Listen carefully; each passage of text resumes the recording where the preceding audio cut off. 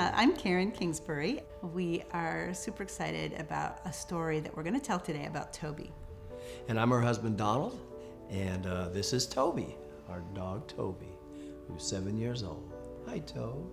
Well, I remember the moment that it happened. We were in the kitchen. He had been kind of looking at pictures of a dog that we had lost, a dog named Reggie, who had passed away. And my husband said the thing that he later said he didn't say.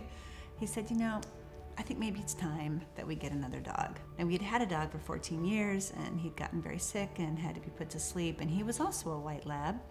And now it had been a couple years without having a dog. And I heard him say it. I heard him say, maybe it's time to get a puppy. And my wheels began to turn. When Reggie passed, it was so hard. I had to take him to the vet, and it was time. The vet said that he's ready to go, and so you wouldn't think it would be that difficult. But to have him laying on the table, and for them to say, okay, he's like 30 seconds away, and to pet him and just look in his eye, it just broke my heart. And I remember going home and just finding Karen and saying, I'm done with puppies. I don't want any more dogs. That hurt. I was hurt to say goodbye to him. And I didn't really mean when I said I want a puppy, just something you say. I was looking through old pictures and I was like, maybe we do need another dog, but I didn't mean it at all. Be careful what you say. Yes. So, for us, I felt like once I'd heard him say it, it was time to make a decision and to act on it, right, Toby? So I contacted a breeder who didn't live too far away and found out he was having a litter of yellow lab, white lab puppies to come home on Christmas Eve. And I was super excited. That was it was like a sign from God. Okay, well, if they're ready on Christmas Eve, then this must be the right thing. So I put a deposit down, and the breeder helped me pick which one, a puppy that wasn't too aggressive, not too shy, that would be perfect for our family. And then we made a plan, got the family all gathered around. No one knew. I didn't tell anyone. I didn't want anyone talking me out of it. And at 2 o'clock on Christmas Eve, the doorbell rang, and it was the breeder holding this darling little white lab puppy.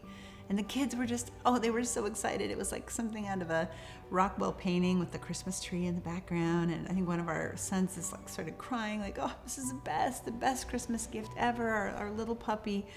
And Donald had been in the back of the house, and he heard the commotion, and he came up to the front and saw this little puppy and just kind of turned around. And I came around the corner, and she was holding this little puppy, and I didn't react like I should have.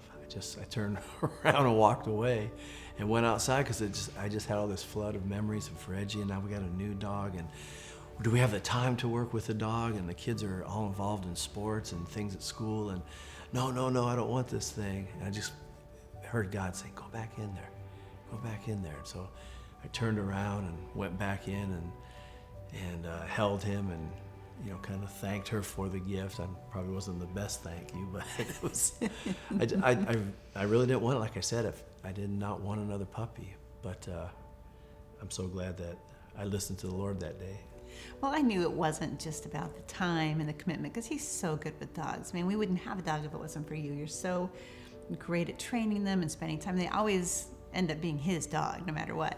And so I wasn't upset. I knew that his heart was hurting, and that it was hard with Reggie, having lost him and loving a puppy again. But Christmas morning, so the next day, Donald took Toby outside, and Toby was walking near the pool and fell into the ice cold water, ice cold.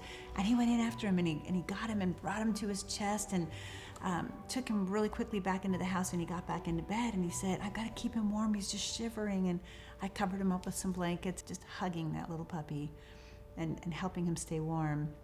And I thought, he loves that dog. It already had happened. Like the transition had already happened. The transformation of, do I really can I really do this again? To love had happened in that moment.